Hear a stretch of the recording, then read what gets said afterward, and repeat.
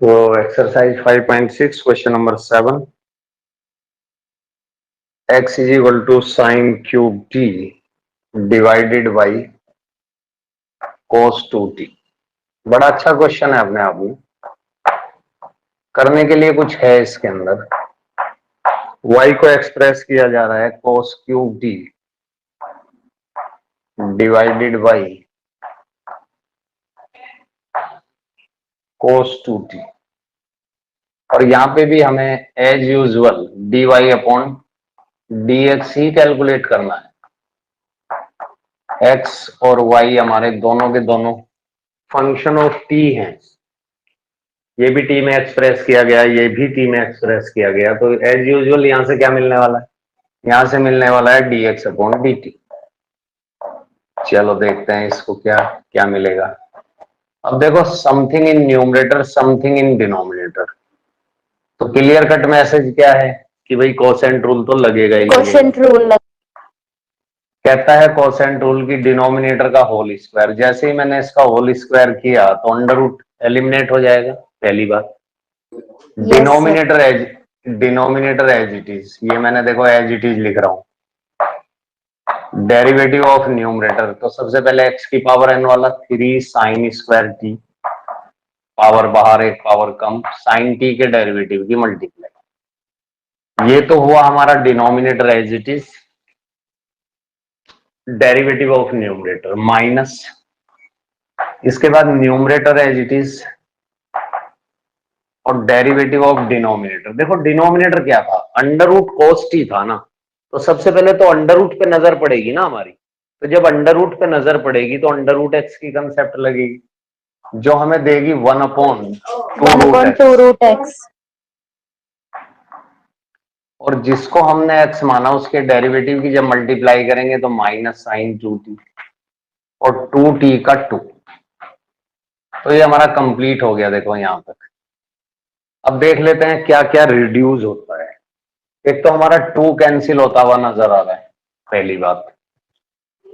दूसरी बात ये कि न्यूमरेटर के अंदर अगर हम देखें तो ये जो माइनस है ना, ये इस वाले माइनस को प्लस में बदलेगा, एक चेंज ये नजर आएगा। इसके अलावा इस फैक्टर के नीचे अंडर रूट कोस 2t रखा हुआ है तो एलसीएम भी आएगा, और जब ये फैक्टर इसके साथ मल्टीप्लाई होगा तो इसका अंडर रूट एलिमिनेट हो जाएगा, और ये फैक्टर ऑफ अंडर रूट इसके डिनोमिनेटर के साथ मल्टीप्लाई होने के बाद ये बनेगा cos raise to the power 3/2 2t। क्योंकि एक पावर यहां पे है, हाफ पावर यहां पे है, तो पावर क्लब हो जाएगी। तो कुल मिला के हमें कुछ ऐसा नजर आएगा, dx upon dt is equal to, अब मैंने सारी बातें जो कही वो मैं लिख रहा हूं। तो यहां पे 3 को मैंने पहले लिख लिया, उसके बाद कोस 2t, अंडर रूट हटेगा एलसीएम लेने के बाद, into sine square T into cos T. ये वाला साइन प्लस में बदलेगा जैसा कि एरो लगा के शो किया गया। यहां पे है मेरे पास साइन क्यूब टी और साथ में रखा हुआ है साइन 2t। बात अगर डिनोमिनेटर की करें तो कोस की पावर 3/2 2t, एक पावर हाफ पावर मिलके बनेगी 3/2। अब देखो यहां से इसको रिड्यूस करने की कोशिश करते हैं। तो सबसे पहले जानने की कोशिश करेंगे कि अगर कुछ कॉमन आ रहा है तो कॉमन ले लो। यहां पे एक नजर डालो जरा, देखो ये एंगल टी है, ये टी है, ये टी है, ये 2t है, तो इसको भी हम कुछ कोशिश करेंगे कि टी में कन्वर्ट किया जाए, और यहां से इसको भी हम कोशिश करेंगे कि टी में कन्वर्ट किया जाए। तो फिलहाल हम कॉमन ले लेते हैं। देखो इसको क्या लिखने वाले हो आप, इसको अगले स्टेप में क्या लिखोगे आप? 2 sine t cos t. Yes sir. 2 sine t cos t, ठीक है। तो चलिए, तो dx अपॉन dt जरा देख लेते हैं, और उससे पहले मैं कॉमन निकाल लेता हूं कोस स्क्वायर टी। ये तो मुझे क्लियर दिखाई दे रहा है, इसमें तो कोई डाउट ही नहीं है। तो थोड़ा सा अंदर का मटेरियल रिड्यूस हो जाएगा, इसलिए मैंने सोचा कि साइन स्क्वायर टी को पहले कॉमन ले लिया जाए न्यूमरेटर से। यहां बैलेंस फैक्टर मेरे पास है 3 टाइम्स कोस 2t। अब ट्रिगो चल रही है, बस डेरिवेटिव का काम तो यहां खत्म हो गया, dx अपॉन dt का जहां तक सवाल है। अब तो केवल ट्रिगो को यूज कर रहा हूं, इंटू कॉस टी प्लस यहाँ पे साइन टी बचा, और इसको मैंने हाफ एंगल में कन्वर्ट भी कर दिया, तो एक साइन तो ये देगा, एक साइन यहाँ ऑलरेडी बचा हुआ है, तो sign square T cos T. बता देना जहां समझ नहीं आए, बेहद ही आसान है। जो बचा उसको मैंने मल्टीप्लाई कर लिया, कुछ नहीं किया मैंने, और यहाँ पे है cos की पावर 3/2 2t। ये तो ऐसे ही चलता रहेगा, इसका तो कोई इश्यू ही नहीं है। कुछ और कॉमन आ रहा है उसको भी देख लेते हैं। एक मुझे cos t दिखाई दे रहा है, इसको भी अगर मैं कॉमन ले लूं तो फिर क्या होने वाला है उसको जरा लिखते हैं। इसीलिए मैं इसको कल पेंडिंग में डाला था कि थोड़ा लेंदी क्वेश्चन है, थोड़ा टाइम खाएगा, इसलिए sign square T cos T मैंने कॉमन ले लिया। अब देखो यहां पे क्या बचा, यहाँ पे 3 टाइम्स cos 2t बचा, ठीक है। तो इसको, और यहाँ पे क्या बचेगा, cos t तो मैंने कॉमन ले लिया, साइन बचेगा। तो ऐसा करें अगर कि इसको भी अगर हम साइन में कन्वर्ट कर दें, हमारे पास cos 2 थीटा के 3 फॉर्मूले होते हैं। पहला फॉर्मूला कहता है cos square theta minus sine square theta, सही बात है, ठीक है। दूसरा फॉर्मूला कहता है कि 1 minus 2 sine square theta, Sin square. और तीसरा कहता है 2 cos स्क्वायर थीटा माइनस 1। तो किसी एक का इस्तेमाल कर लेते हैं। यहाँ पे मुझे साइन नजर आ रहा, तो मैं इसको अगर साइन में कन्वर्ट करूं तो cos 2 थीटा को मुझे क्या लिखना चाहिए, ये बताओ। मैं अगर ये लिख दूं, बाद में कन्वर्ट कर लेना अगर आपको कहीं ऐसा लगता हो, तो मैंने इसको लिखा 1 माइनस 2 साइन स्क्वायर टी, ऐसा मैंने लिख दिया, और प्लस में मेरे पास 2 साइन स्क्वायर टी तो पहले से ही है, ठीक है। ये तो न्यूमरेटर की बात हुई। डिनोमिनेटर में जो है वो एज इट इज चलता जाएगा, यानी जो भी डब्बा आपका रखा हुआ है इसकी पावर 3/2, सिंपल। तो यही फैक्टर लिखना है। अब इसको जब अंदर मल्टीप्लाई करोगे तो एक तो 3 मिलेगा, दूसरा आपको 6 साइन स्क्वायर टी मिलेगा, माइनस के 6 साइन स्क्वायर टी, और प्लस के रखे हुए हैं 2 साइन स्क्वायर टी। तो कुल मिला के क्या बचेगा उसको मैं यहां लिखने की कोशिश करूंगा कि dx अपॉन dt, देखो क्या मिलेगा। साइन स्क्वायर टी बाहर रखा हुआ है, कोस टी बाहर रखा हुआ है, यहां पे आपको मिलेगा 3 और -4 साइन स्क्वायर टी। चेक करके देखो मैंने सही लिखा या कुछ लिखने में मेरे से मिस्टेक हुई। और ये जो डब्बा नीचे रखा हुआ है इसकी पावर 3/2। यहां तक सर तो कोई 6 डाउट? नहीं आएगा? अरे पूरी बात सुना करो ना आप लोग। इसकी मल्टीप्लाई इसमें करी 6, ये भी तो दिखाई दे रहा होगा ना, या ये नहीं दिख रहा है? तो मैंने क्लब कर दिया उसको। यही तो मैंने बोला इससे पहले स्टेप में कि पहले सुनो फिर बोलो। नहीं आया समझ में? इसकी मल्टीप्लाई यहां करी तो ये लिखा, इसकी मल्टीप्लाई इसमें करी तो 6 आएगा ना साइन स्क्वायर टी के साथ, वो भी निगेटिव, और ये रखा हुआ है पॉजिटिव। तो दोनों को क्लब करेंगे तो यही बचेगा या कुछ और बचेगा, ये चेक कर लो। यस सर, यही बचेगा। तो वही मैंने लिखा, ठीक है। तो ये मेरा यहां तक का तो रिड्यूस हो गया है, ठीक है। अब ये पूरा पार्ट मैं रब करूंगा और अब मैं डिफ्रेंशिएट करूंगा dy अपॉन dx। तो फिलहाल यहाँ पे थोड़ा स्पेस मुझे नजर आ रहा है, हालांकि स्पेस कम पड़ेगा, बट चलिए कोशिश करते हैं dy अपॉन dx dt निकालने की। क्या होने वाला है, ये रहा, तो डिनोमिनेटर का होल स्क्वायर। अब वो डिनोमिनेटर तो वही है, उसका होल स्क्वायर करेंगे तो अंडर रूट हट जाएगा।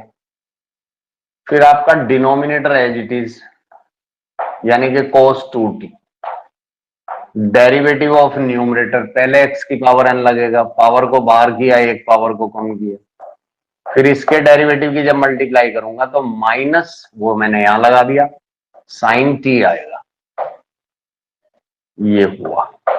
फिर माइनस तो फॉर्मूले में होता ही है। अब न्यूमरेटर एज इट इज, यानी कि कोस स्क्वायर, क्यूब है ना तो क्यूब लिखना पड़ेगा टी, और जब डेरिवेटिव ऑफ डिनोमिनेटर करोगे तो फिर से वही अंडर रूट एक्स की कंसेप्ट क्या देने वाली है, 1/2 √x।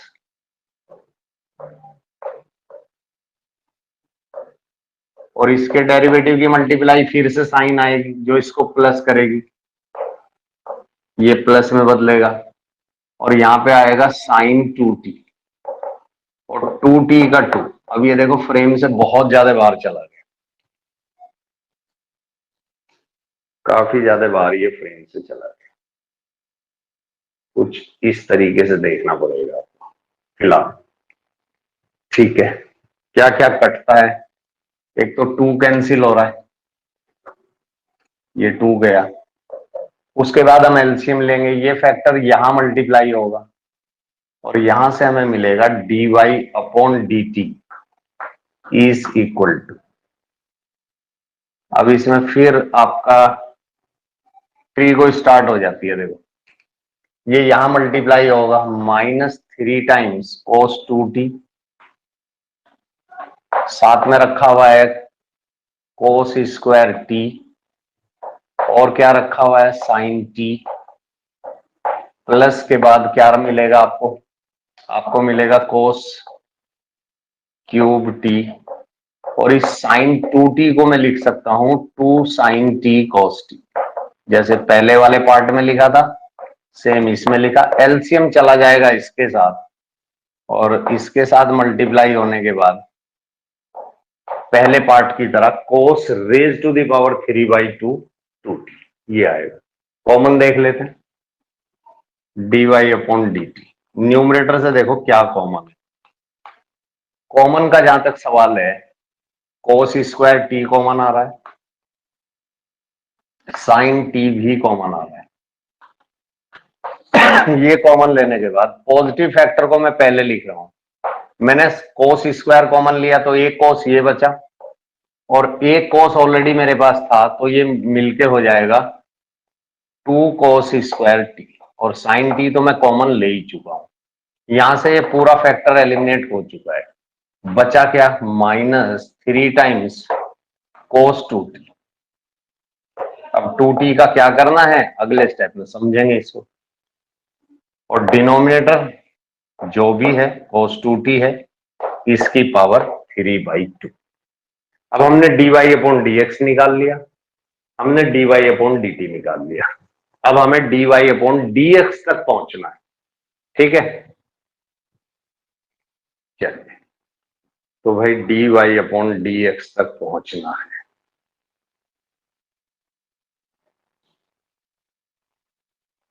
चलो थोड़ा सा पार्ट यहां से मुझे रब करना पड़ेगा। अब तो क्वेश्चन को भी रब कर दिया जाए कोई इश्यू नहीं है, dy/dx तो निकालना ही है। ये हटा देते हैं इतना पार्ट, अब हमें जरूरत है dy/dt की और dx/dt की। चलो दोनों की हेल्प से लिखते हैं dy/dx मतलब dy/dt इंटू dt/dx, ठीक है। अब देखो क्या क्या मिलेगा, dy/dt की सीधी वैल्यू आपके पास क्या वैल्यू है, इसको तो एज इट इज लिख देते हैं cos square t into sine t into मिला 2 cos स्क्वायर t और -3 टाइम्स, इसको मैं cos में ही बदल लेता हूं और ये cos 2t को लिख रहा हूं 2 cos स्क्वायर t -1। फिर जैसा होगा उसके अकॉर्डिंग चेंज कर देंगे। और नीचे क्या है भाई, नीचे जो डब्बा है उसकी पावर 3/2। फिर पलट के इस फैक्टर की मल्टीप्लाई भी करनी पड़ेगी, तो इसको भी जरा मल्टीप्लाई में ले चलते हैं। अब देखो इनटू, अब ये फैक्टर इसका जरा रेसिप्रोकल करो, नीचे वाला डब्बा ऊपर चला जाएगा, इसकी पावर 3/2 और जो न्यूमरेटर था वो डिनोमिनेटर बनेगा। मतलब मैं यहां से लिखना शुरू कर देता हूं, sign square T into cos T into 3 - 4 sine square T.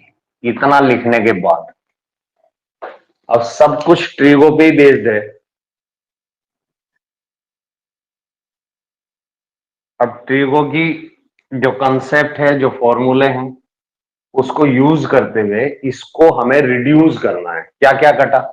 एक तो ये डब्बा कैंसिल हो गया ऊपर और नीचे से, और क्या कटा भाई? साइन टी कट गया। ध्यान से देखो, ये पावर चली गई इस कोस टी से, ये वाली पावर चली गई। ठीक, अब जो बचा वो लिखेंगे। तो dy अपॉन dx की वैल्यू क्या बची न्यूमरेटर से, क्या बचा डिनोमिनेटर से, वो जरा लिख लेते हैं। एक तो यहाँ पे cos t बचा हुआ है, ठीक है। इनसाइड द ब्रैकेट की अगर हम बात करें तो 2 cos स्क्वायर टी, और माइनस मल्टीप्लाई कर रहा हूं, ध्यान देना बाहर माइनस भी है, 6 टाइम्स cos स्क्वायर टी और +3, ये बचा। बात अगर डिनोमिनेटर की करें तो साइन टी बाहर रखा हुआ है, ठीक है। इनसाइड द ब्रैकेट में क्या नजर आ रहा है आपको? क्या नजर आ रहा है भाई? 3, कुछ कुछ मिसिंग हो गया। ना ना ना ना ना ना ना, कुछ कुछ ऐसा नहीं, चलो ठीक है। तो 3 - 4 साइन स्क्वायर टी, ये बचा हुआ है ना, ठीक है। अब यहां पे देखो, इन दोनों को क्लब करो जरा, क्या मिलने वाला है बताओ? -4 cos square t। ये तो हो गया cos टी, और यहां पे आपको मिल जाएगा -4 cos स्क्वायर टी, है ना, और +3 तो है ही आपके पास। डिनोमिनेटर की अगर बात करूं तो sine T into 3 - 4 sine square T, ये बचा।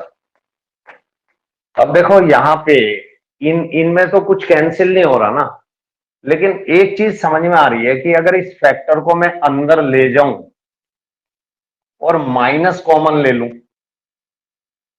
तो ये वाला माइनस तो बाहर आएगा ही आएगा, लेकिन ये वाला पॉजिटिव निगेटिव में बदलेगा। ये बात तो सही है।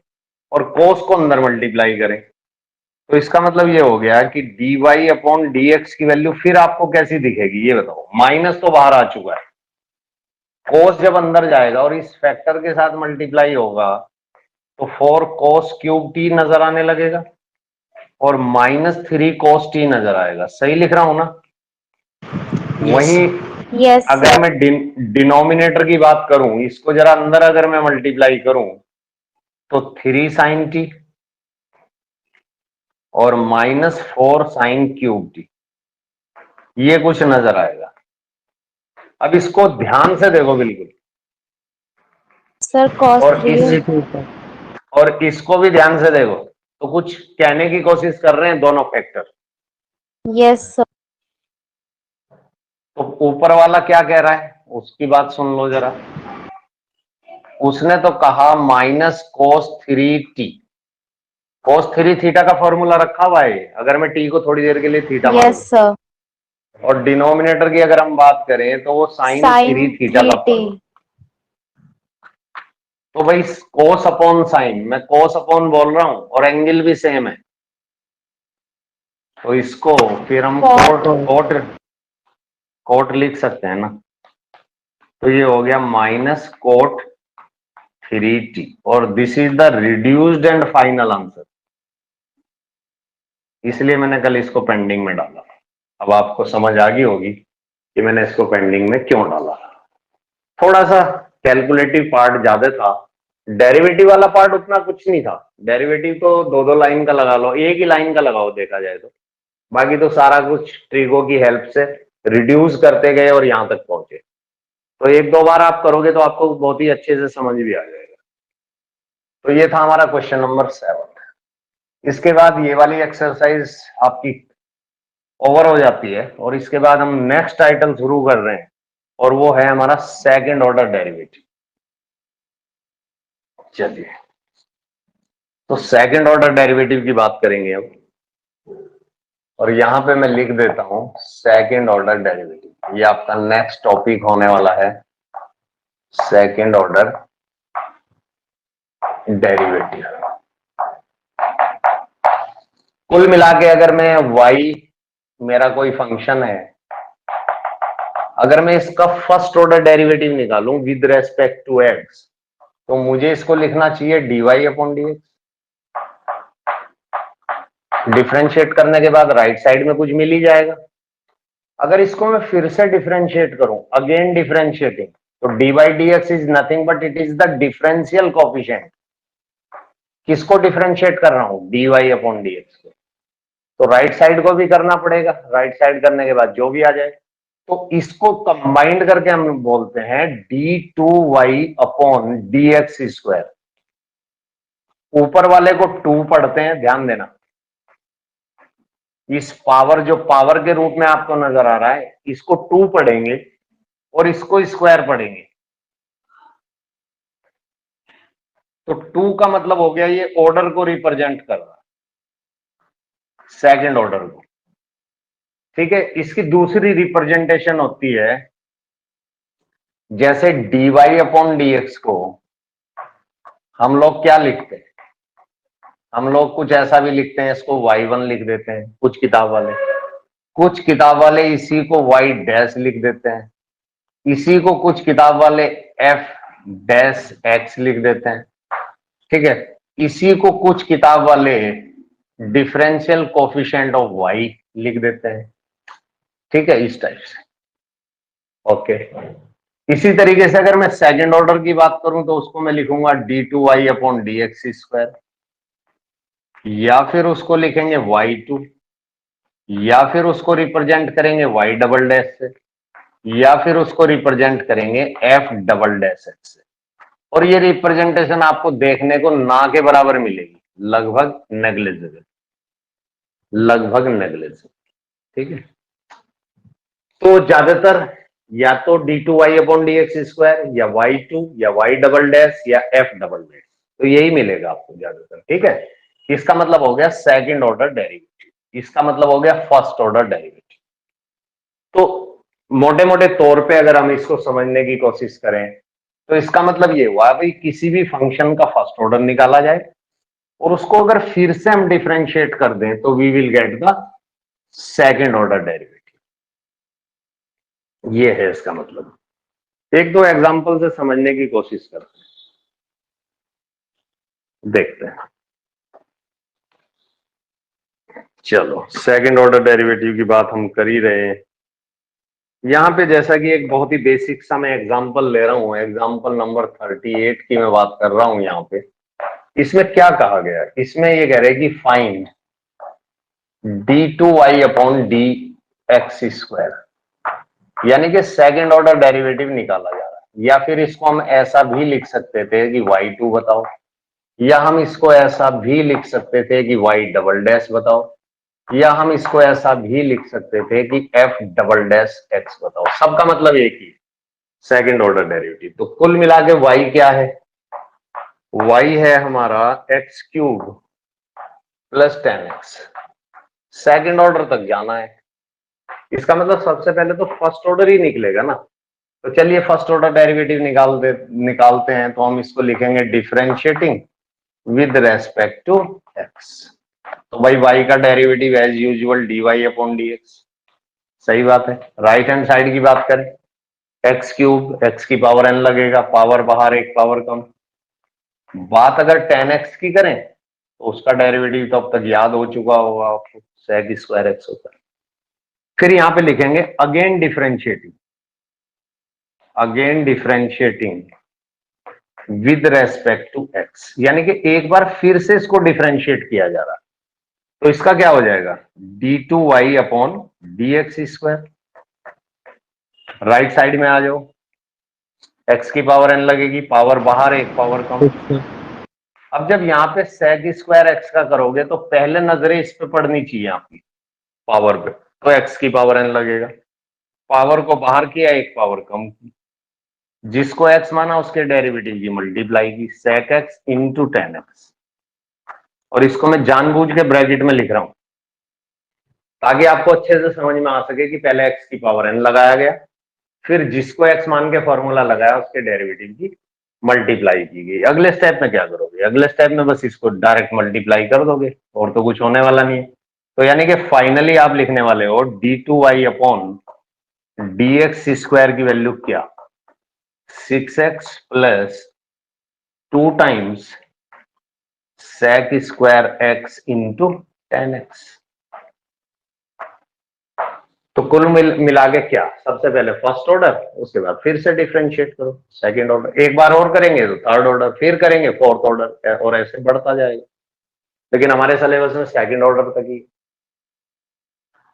तो ये था हमारा एग्जांपल नंबर 38। इसी सिलसिले को थोड़ा सा और आगे बढ़ाते हैं, और यहां पे एक क्वेश्चन ले रहे हैं एग्जांपल नंबर 39। इसको भी समझने की कोशिश करेंगे क्या कहा जा रहा है इसके अंदर। ये कहता है कि if y is equal to, आपको एक फंक्शन दिया जा रहा है a sin x plus b cos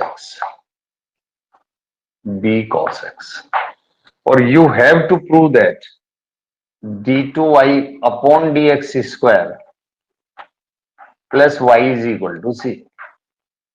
ये रिजल्ट आपको प्रूव करना है।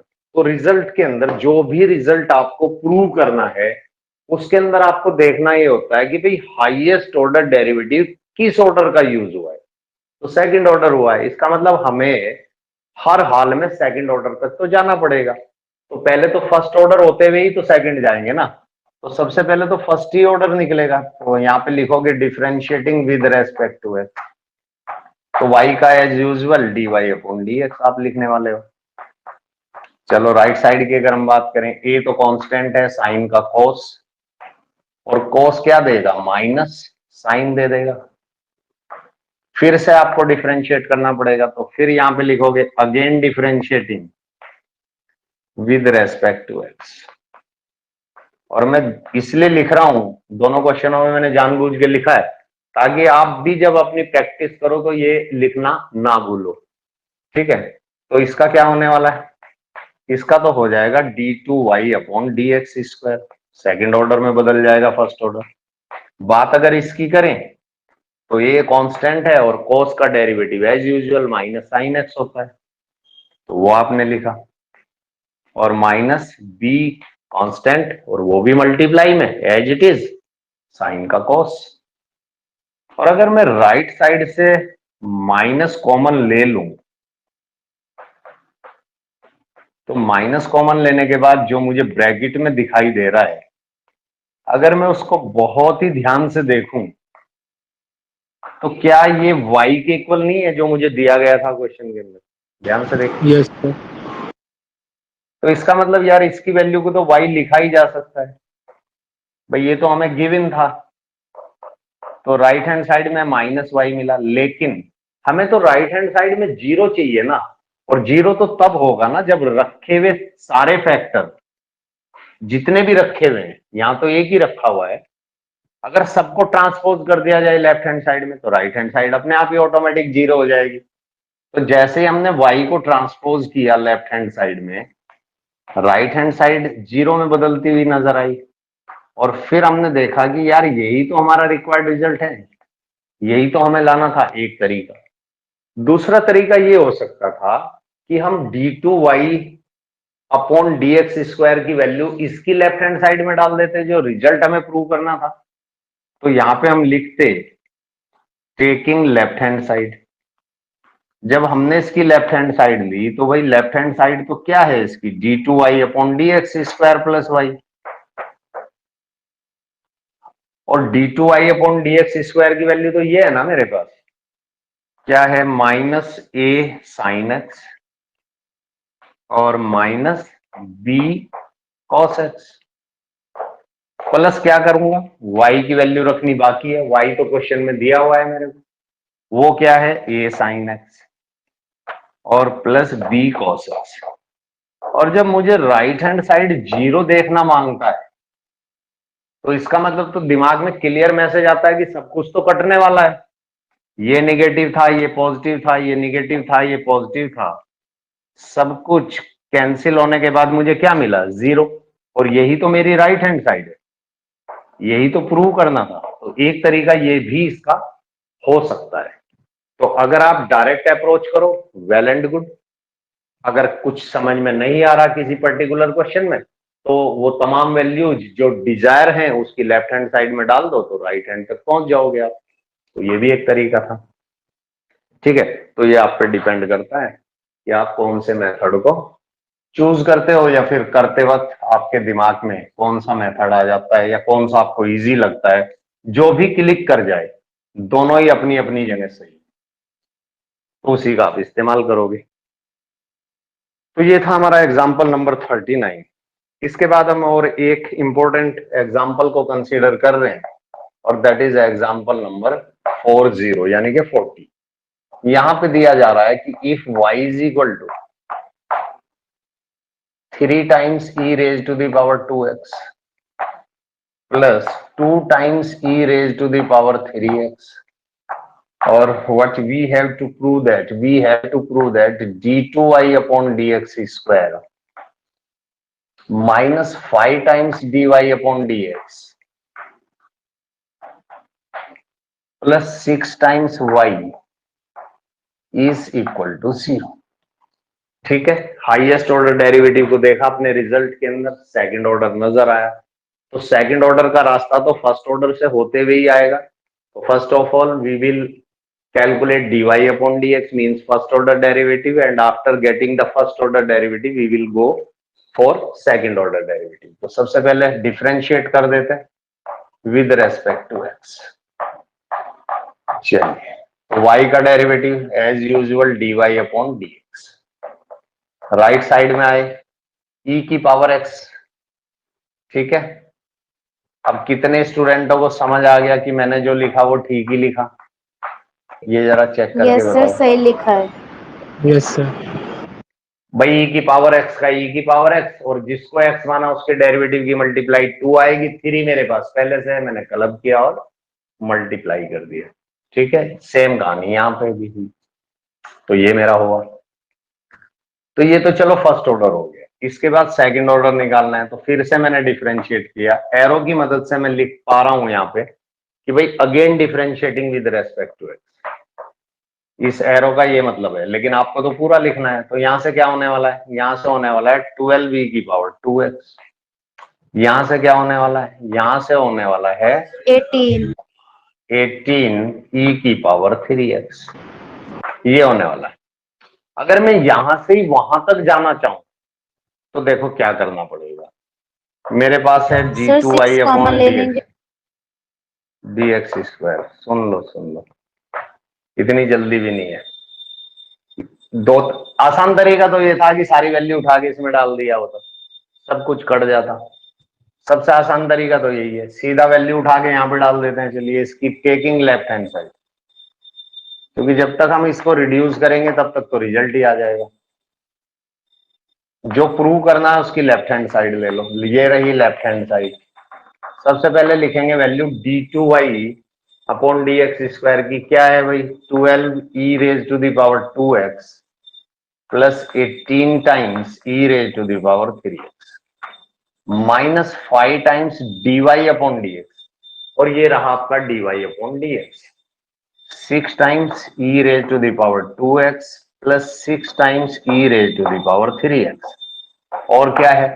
प्लस 6 टाइम्स y, और y की वैल्यू आपको गिवन है 3 times e raise to the power 2x और plus 2 times e raise to the power 3x। बस मल्टीप्लाई कर लेते हैं, यानी कि ब्रैकेट्स को ओपन कर देते हैं। तो इसको तो मैंने एज इट इज ही लिख दिया। यहां पे जब ब्रैकेट ओपन करोगे तो ध्यान क्या रखोगे कि बाहर माइनस रखा हुआ है, इसका विशेष ध्यान रखना है। तो minus 30 times e raise to the power 2x और minus 30 times e raise to the power 3x, इसको भी ओपन कर देते हैं। यहाँ तो कोई खतरे वाली बात नहीं है, क्योंकि बाहर प्लस का साइन रखा हुआ है, मल्टीप्लाई करेंगे तो क्या मिलने वाला है 18 e की पावर 2x और प्लस 12 e की पावर 3x। चलो सबसे पहले बात करेंगे e raise to the power 2x कितना है हमारे पास, 12 तो यहां पे रखा हुआ है, यहां तक आए तो माइनस का 18 रह गया, ध्यान देना जरा, और फिर यहां तक गए तो प्लस का 18, तो इसका मतलब सब कुछ कैंसिल हो गया, पहली बात। इसके बाद e की पावर 3x वाले फैक्टर को उठाया, यहां से चले तो 18 के साथ चले, प्लस का 18 है हमारे हाथ में, यहां तक आए तो माइनस का 12 बचा, और यहां तक गए तो 0 बचा, क्योंकि जितना माइनस था उतना प्लस हुआ, यानी कि सब कुछ कैंसिल आउट हुआ और हमें मिला 0, और 0 ही तो हमारी राइट हैंड साइड है। तो ये एक आसान सा तरीका है ऐसे क्वेश्चनों को सॉल्व करने का, तो मेरे ख्याल से क्लियर हुआ होगा। Yes, Yes, sir. sir. चलो अब आगे चलते हैं।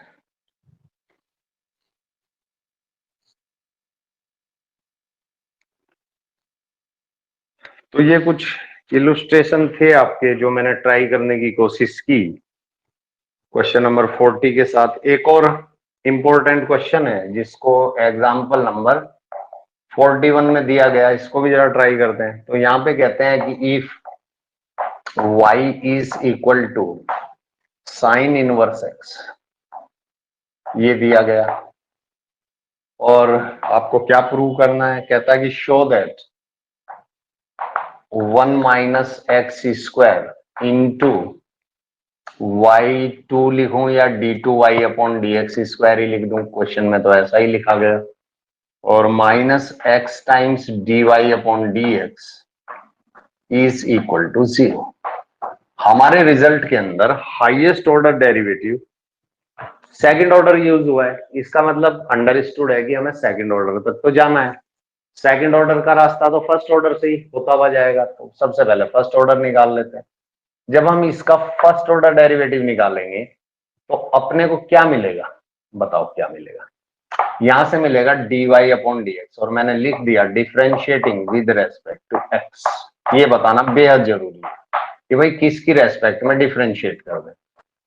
साइन इनवर्स x का डेरिवेटिव आपको अच्छे से याद होगा, 1 upon under root 1 minus x square होता है। क्लियर, कोई डाउट नहीं, कोई दिक्कत नहीं किसी तरह की, ये हो गया, ठीक है, ओके। इसके बाद अगर मैं इस फैक्टर को ऊपर ले जाऊं, और मैं ऐसा क्यों कर रहा हूं, मैं इसलिए ऐसा कर रहा हूं क्योंकि मुझे तो एक बार और डेरिवेटिव निकालना है, एक बार और निकालना है, ठीक है, इसलिए ऐसा कर रहा हूं। तो ये क्या नजर आएगा ऊपर जाने के बाद, ये पावर जो है ना इसकी, जो अंडर रूट की फॉर्म में आपको दिखाई दे रही है, ये पावर हो जाएगी माइनस हाफ, सिंपल। तो यहाँ पे फिर से हम लिखेंगे again differentiating with respect to x, तो इसका क्या हो जाएगा भाई d2y upon dx square, second order. यहाँ पे देखो पहले x की पावर n लगेगा, पावर को आपने बाहर कर दिया, और एक पावर कम भी करोगे तो पहले से ही माइनस हाफ है, -1 और करोगे, क्लब करने के बाद -3/2, ठीक है।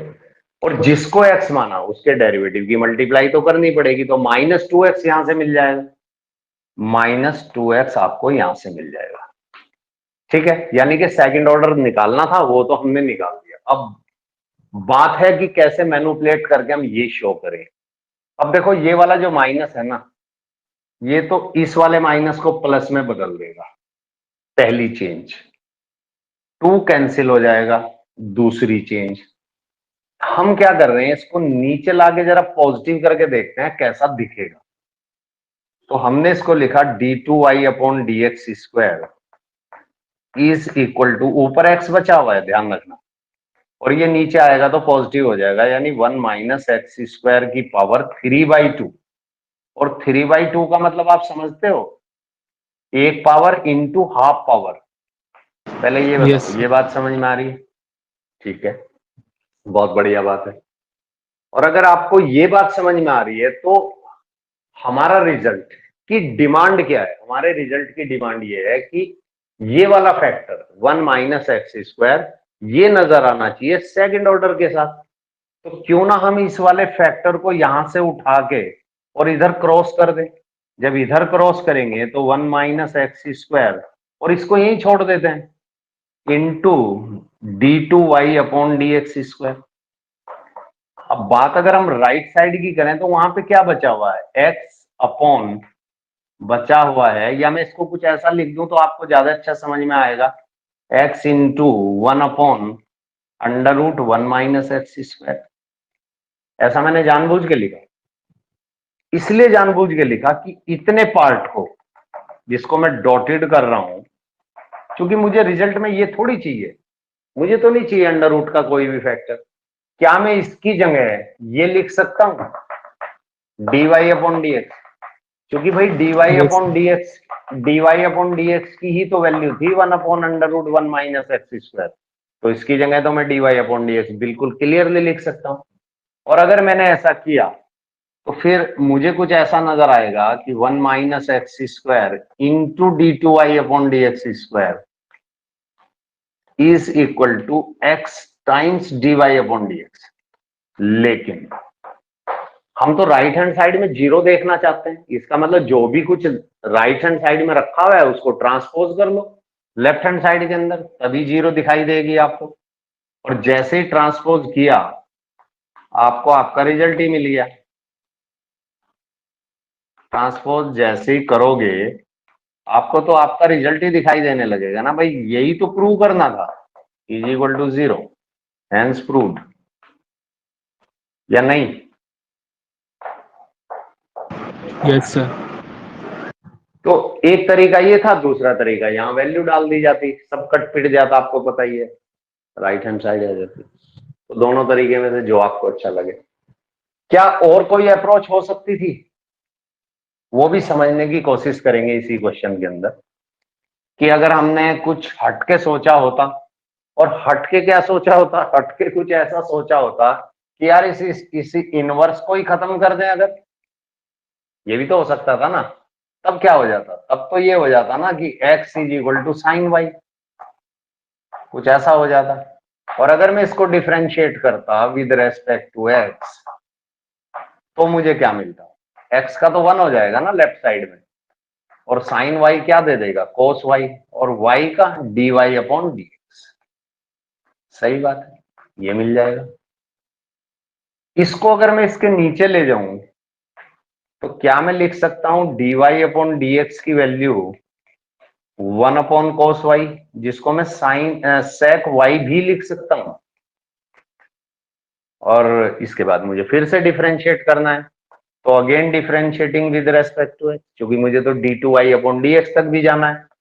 तो dy अपॉन डी एक्स का फिर से अगर मैं डेरिवेटिव निकालूं तो dy upon d x second order में बदल जाएगा, means d2y upon d x square.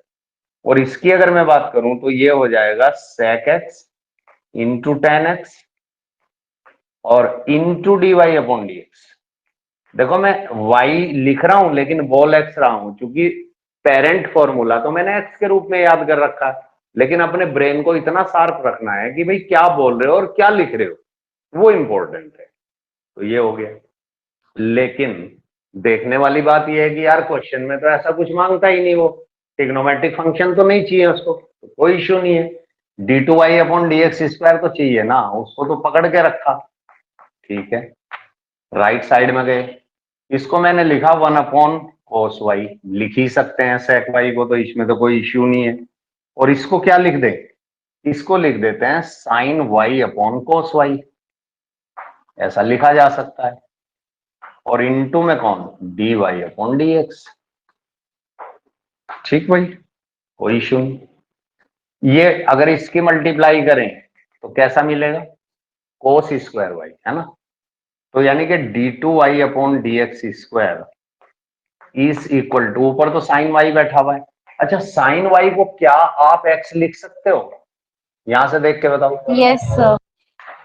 तो इसको तो हमने x लिख दिया, और ये कौन है, ये तो कोस स्क्वायर वाई है, ठीक है, into d y upon d x. लेकिन अपने को तो कोस वाई की भी जरूरत नहीं है, तो ठीक है भाई, कोस वाई की जरूरत नहीं है, कोई इश्यू नहीं है, हमारे पास साइन वाई की वैल्यू तो है ना।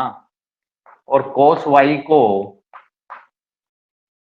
साइन वाई में बदलना तो बचपन में सीख लिया था, 1 माइनस साइन स्क्वायर वाई, इसको लिख सकते हैं या नहीं लिख सकते, बताओ। Yes, sir. और अगर साइन वाई को तो अभी अभी ताजा ताजा हमने एक्स लिखा यहां से, क्योंकि हमें तो साइन वाई की भी जरूरत नहीं है, तो फिर ये क्या हो गया, d2y upon d x square is equal to x upon 1 minus x square. लेकिन आपकी नजरें, आपका दिमाग, आपकी आंखें इस फैक्टर को कहां देखना चाहती हैं, इधर क्रॉस में इसके साथ, Left hand तो इसके side. साथ, तो इसको क्रॉस कर दो, तो 1 minus x square into d2y upon d x square, और जो फैक्टर राइट साइड में बचा ना आपका x इंटू ये dy अपॉन डी एक्स, ये भी तो आपको लेफ्ट में चाहिए, इसको भी उठा लाओ लेफ्ट में, इज इक्वल टू 0, और यही तो आपका रिजल्ट है। चेक करके बताओ, क्या दूसरी Yes, sir. अप्रोच समझ आई? Yes, मतलब sir.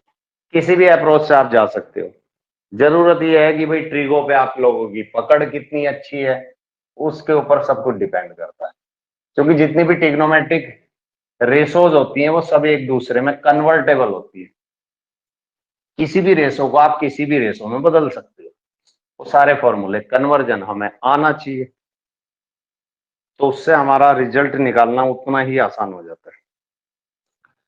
चलो जी, तो ये हो गया, और भी अप्रोच हो सकती थी, ठीक है, और भी अप्रोच हो सकती थी, तो वो अप्रोच अल्टरनेटिव मेथड में दिखा रखी है, तो वो भी आप कर सकते हो। इसके बाद मैं यहाँ पे छोड़ देता हूँ पहले 10 क्वेश्चन, ये आपका होम असाइनमेंट रहेगा, इसमें अगर कहीं कोई इश्यू होगा तो मुझे बता देना। मैं शुरू करता हूँ क्वेश्चन नंबर 11 से, और ये है आपकी एक्सरसाइज 5.7, पहले 10 question as a home assignment में, क्वेश्चन नंबर 1 से लेके मैं लिख रहा हूँ क्वेश्चन नंबर 10 तक, बेहद ही आसान है, और ये है आपका होम असाइनमेंट। करना जरूर, करने से क्या होगा, प्रैक्टिस होगी, फॉर्मूले अच्छे से लर्न होंगे, बार बार उनका एप्लीकेशन जब करोगे तो अच्छा भी लगेगा। कहा जा रहा है कि if y is equal to, क्या दिया गया भाई, 5 times cos x minus 3 times sin x, ऐसा एक क्वेश्चन हमने एग्जाम्पल में भी किया था, आपको याद आ रहा होगा, और रिजल्ट हमें लाना है, हमें प्रूव करना है d2y upon d x square plus y is equal to 0, मतलब सेकंड ऑर्डर डेरिवेटिव तक हमें अप्रोच करनी होगी, क्योंकि हमारी रिजल्ट की जो डिमांड है वो सेकंड ऑर्डर तक है।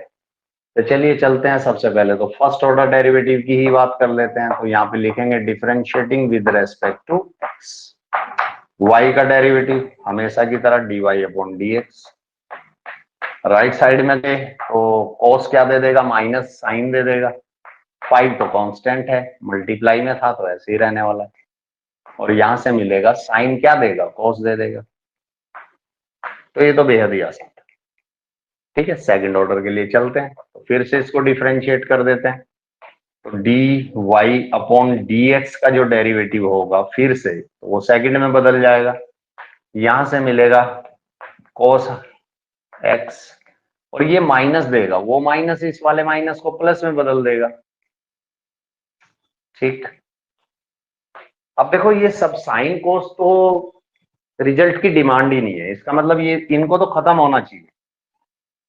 एक आसान सा तरीका है कि राइट हैंड साइड से अगर माइनस कॉमन ले लिया जाए, तो जो मैं ब्रैकेट में लिख रहा हूं ना, उसको ध्यान से देखो, क्या यही वो y है जो दिया गया था, चेक करके बताओ। Yes, Yes, sir. sir. इसका मतलब तो भाई इसको तो y लिख ही सकते हैं, और इसको y अगर हम लिख देंगे और फिर उसको अगर हम ट्रांसपोज कर दें, तो क्या हम यहां तक नहीं पहुंच पाएंगे, ये बताओ, क्या Yes, लिखने की sir. जरूरत है? मेरे ख्याल से क्लियर हो गया होगा ना इतने सारे क्वेश्चन करने के बाद, Yes, sir. तो मैंने 2 Yes, स्टेप sir. को यहाँ पे स्किप कर दिया है, तो वो स्टेप आप खुद से भी कर सकते हो। ठीक है, चलो आगे बढ़ते हैं। अब आ जाओ आप क्वेश्चन नंबर 12 के साथ, क्या कह रहा है क्वेश्चन नंबर 12 में, क्वेश्चन नंबर 12 में ये कहते हैं, कि if y is equal to, कहता है कि भाई cos इनवर्स x, तब वो कह रहा है कि find second order derivative in terms of y alone. वो कह रहा है कि यार सेकंड ऑर्डर डेरिवेटिव तो निकालो, लेकिन in terms of y alone, कि y के अलावा वहां पे कुछ और दिखना ही नहीं चाहिए, यानी x तो दूर दूर तक नहीं होना चाहिए, कुछ भी चलेगा लेकिन x तो बिल्कुल नहीं चलेगा। और हमारा जो फंक्शन है वो y और x में दिया गया। तो आसान करने के लिए हम क्या करें, कोस इनवर्स को अगर ट्रांसपोज करें तो x की वैल्यू हमें मिल जाएगी कोस y। इससे हम इनवर्स वाले फंडे से बच जाएंगे। डिफरेंशिएट कर देते हैं विद रेस्पेक्ट टू x, तो x का डेरिवेटिव तो 1 हो जाएगा। बात अगर कोस y की करें तो ये हमें देगा माइनस साइन y, और y के डेरिवेटिव की multiply means dy upon dx। Simple है, ठीक है। ये जो साइन y रखा हुआ है ना, इसको मैं इसके नीचे जानबूझ के इसलिए ले जा रहा हूं कि यहाँ पे मैं प्रोडक्ट रूल से बच जाऊंगा, और माइनस को भी उधर ही ट्रांसपोज कर देते हैं। तो ऐसा करने से dy अपॉन dx की वैल्यू, क्या मैं माइनस कोसेक y लिखूं? पहले ये बताओ, यहां तक बताओ। Yes, sir. ठीक है, अब इसको फिर से डिफरेंशिएट करेंगे विद रेस्पेक्ट टू x। तो भाई dy अपॉन dx का हो जाएगा d2y अपॉन dx स्क्वायर। ठीक है, कोसेक y क्या देगा? माइनस साइन तो देगा ही देगा ना, माइनस देगा। माइनस जो बाहर रखा हुआ है वो तो पॉजिटिव होता हुआ नजर आएगा आपको, और इसका जो होगा वो हो जाएगा cosec y into coat y, और y का dy अपॉन dx। सिंपल, वो तो करना ही पड़ेगा भाई। फॉर्मूला हम किसका लगा रहे हैं? कोसेक x का, यानी कि y को x मानते हैं, x की ही तो रेस्पेक्ट में कर रहे हैं, तो जिसको x मान के फॉर्मूला लगाया उसके डेरिवेटिव की मल्टीप्लाई करनी तो बनती है। ठीक है, अब ये कह रहा है कि केवल और केवल d2y अपॉन dx स्क्वायर की वैल्यू चाहिए इसको, dy अपॉन dx नहीं चाहिए इसको। तो ठीक है, उसको हटा दो, तो उसकी वैल्यू तो ऊपर ये निकली रखी हुई है। बस हमें करना क्या है, dy अपॉन dx की जगह जो इसका डेरिवेटिव आया था वो उठा के रखना है। सिंपल है, यानी इस वैल्यू को यहां पे पेस्ट कर देना। तो d2y अपॉन dx स्क्वायर फिर कितना होना चाहिए? चलो पेस्ट करने के बाद बताओ, क्या मैं लिख दूं कि minus cosec square y into coat y? ये बताओ क्लियर हुआ कि नहीं हुआ? Yes, sir. ठीक है, तो क्या मैं अब ये बात कह सकता हूं कि मेरा सेकंड ऑर्डर डेरिवेटिव केवल और केवल इन टर्म्स ऑफ y है, y के अलावा कोई और फंक्शन नहीं है? यानी कि अगर कोई भी फंक्शन है तो वो इन टर्म्स ऑफ y है, और अगर ऐसा है तो फिर यही रिजल्ट है, तो हैंस द रिजल्ट। बोलो क्लियर हुआ कि नहीं हुआ? Yes, sir. Yes. जी, तो ये था ये क्वेश्चन। ठीक है, अब देखो वो बात अलग है, कोई इसको क्या लिखे इसको क्या लिखे। जैसा कि मैंने कहा ट्रिग्नोमेट्रिक रेशोज हैं, सब एक दूसरे में कन्वर्टेबल हैं, सब ट्रांसफॉर्म हो जाती है, तो हम इसी फॉर्मेट में आंसर छोड़ देते हैं। क्योंकि हमारा टारगेट क्या था कि सेकंड ऑर्डर डेरिवेटिव की वैल्यू तो निकालनी थी, लेकिन इन टर्म्स ऑफ y निकालनी थी। y एलोन, y के अलावा कोई और वेरिएबल नहीं होना चाहिए, यानी वो x को मना कर रहा है कि x नहीं चलेगा, केवल और केवल y ही दिखना चाहिए उसको। ये क्वेश्चन की लैंग्वेज थी। ठीक है, तो चलते हैं, थोड़ा आगे बढ़ते हैं इसके अंदर। चलो नेक्स्ट देख लेते हैं। अब हम बात करेंगे क्वेश्चन नंबर 13 की, बेहद ही इंपॉर्टेंट क्वेश्चन। देखो क्या कह रहा है, यहां पे कहता है कि भाई if y is equal to, क्या दिया गया 3 times cos of log x, okay, plus 4 times sine of log x. बहुत बढ़िया। रिजल्ट क्या चाहिए भाई इसको, तो कह रहा है कि show that x square y two mean second order derivative. तो इस सिंबल को भी हमें आइडेंटिफाई करने की जरूरत है, y1, और मैंने कुछ गलत लिख दिया, xy1 है सॉरी, और plus y is equal to 0, ऐसा कुछ। तो ये रिजल्ट हमें प्रूव करना है। तो यानी कि y1 means first order derivative, y2 means second order derivative, यानी हाईएस्ट ऑर्डर कौन यूज हुआ, सेकंड ऑर्डर। तो सेकंड ऑर्डर तक जाना पड़ेगा। तो चलिए एज यूजुअल लिखेंगे differentiating with respect to x। तो भाई y का डेरिवेटिव क्या होने वाला है, dy अपॉन dx। चलो राइट साइड की अगर हम बात करें, देखो कोस क्या देगा, माइनस तो देगा ही देगा, इसमें तो कोई दोहरा ही नहीं है। तो -3 times sine of log x, और आपने तो लॉग एक्स को x मान के फॉर्मूला लगाया ना, तो उसके डेरिवेटिव की मल्टीप्लाई तो करनी पड़ेगी, जो 1 अपॉन एक्स आएगा। यहां पे आ जाओ, साइन क्या देगा, कोस देगा, लॉग एक्स को फिर से एक्स मानते हुए आपने फॉर्मूला लगाया, तो इसके डेरिवेटिव की मल्टीप्लाई तो करोगे ही करोगे। यानी कि राइट हैंड साइड की अगर मैं कुल मिला के बात करूं, उसका एलसीएम अगर देख पा रहा हूं, तो वो तो एक्स है। तो चलो एक स्टेप में बढ़ा देता हूं जानबूझ के, हालांकि बढ़ाना तो नहीं चाहिए अगर आप फॉलो कर रहे हो, बट बढ़ा दिया तो मैं कुछ ऐसा लिखूंगा। यानी कि मैंने क्या किया कि एलसीएम शो करके दिखा दिया, एलसीएम तो सेम है ही है, इसमें तो कुछ नया है ही नहीं, बस जानबूझ के दिखा रहा हूं कि स्टूडेंट इसमें बहुत गड़बड़ करता है। क्या गड़बड़ करता है, इस एक्स को भी क्रॉस कर देता है, इसको भी क्रॉस कर बैठता है। ऐसा नहीं होता ना, पहले तो आप एलसीएम लोगे, इसके बाद ही तो क्रॉस करोगे ना। तो यानी कि एक्स ही पहुंचेगा इधर। मेरा मतलब केवल ये था इस स्टेप को शो करने का। बचा क्या, 3 साइन ऑफ लॉग एक्स, दूसरा फैक्टर क्या दे रहा है भाई आपको, 4 times cos of log x. Derivative तो एक बार और करना है, क्योंकि हमें तो सेकंड ऑर्डर तक भी जाना है। अब सबसे इंपॉर्टेंट बात यहां पे है, देखो एक फंक्शन ये है और dy upon dx itself a function, वो अपने आप में एक फंक्शन है। तो इसका मतलब प्रोडक्ट रूल तो लगेगा ही लगेगा। तो क्या कहता है rule, first as it is, derivative of second करोगे तो फर्स्ट ऑर्डर सेकंड में बदल जाएगा, plus second as it is, यानी कि dy upon dx as it is, और डेरिवेटिव ऑफ फर्स्ट लिखने की जरूरत नहीं है। राइट साइड में आ जाओ, -3 तो ऐसे ही रहने वाला है, साइन क्या देगा, कोस देगा। तो -3 times cos of log x, और लॉग एक्स के डेरिवेटिव से तो मल्टीप्लाई करोगे ही करोगे, कर दिया।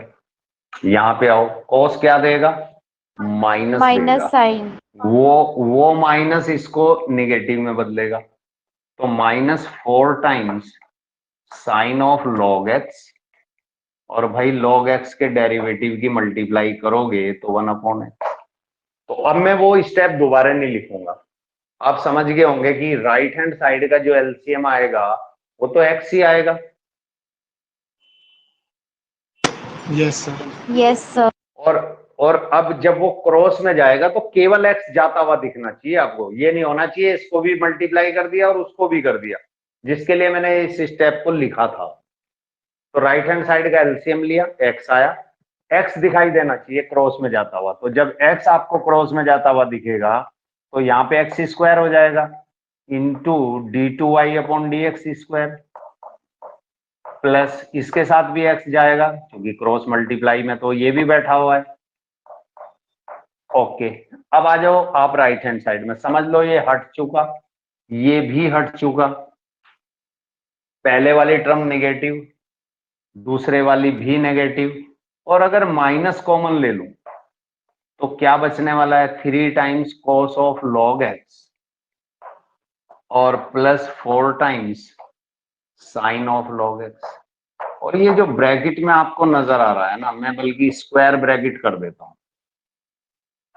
तो ये जो आपको ब्रैकेट में दिखाई दे रहा है, इसको अगर आप ध्यान से देखो तो क्या ये वैल्यू y के करस्पॉन्डिंग है जो क्वेश्चन में दी गई थी? देखो ध्यान से। Yes, Yes, sir. sir. तो इसका मतलब इसको तो y लिखेंगे ही लिखेंगे, it is equal to y अगले स्टेप में। और चूंकि निगेटिव है और जब इधर आएगा तो पॉजिटिव हो जाएगा। अब ध्यान से देखो क्या मिलेगा, x square into d2y upon d x square plus x into d y upon d x. और जब ये वाला पूरा फैक्टर उठ के इधर आया होगा तो plus y is equal to 0, कुछ ऐसा। और यार d2y upon d x square को ही तो सिंबॉलिकली y2 भी लिख सकते हैं ना। सिमिलरली फर्स्ट ऑर्डर डेरिवेटिव यानी कि जिसकी मैं बात कर रहा हूं dy अपॉन डी एक्स की, उसको सिंबल्स के रूप में y1 लिखा जा सकता है और plus y is equal to 0, और this is the required result. एक बात। दूसरी बात, यहाँ पे हम क्या कर सकते थे, मैंने भी थोड़ा ध्यान नहीं दिया एक्चुअली। जहां मैं dy अपॉन डी एक्स लिख रहा हूं ना, वहां मैं स्टार्टिंग में ही y1 लिख सकता था। सिंपल है भाई, फर्स्ट ऑर्डर डेरिवेटिव को रिप्रेजेंट कर रहा है, कोई इश्यू थोड़ी था, शुरू में ही लिख देते। तो यहाँ पे क्या हो जाता, एक्स y1 हो जाता, यहाँ पे एक्स y2 और ये y1 हो जाता। तो फिर मुझे कन्वर्ट करने की जरूरत ना पड़ती। ठीक है, तो बस ये। तो आज इस लेक्चर को मैं यहीं खत्म करता हूँ, कल फिर मुलाकात करेंगे। तब तक take care, bye bye, thank you so much.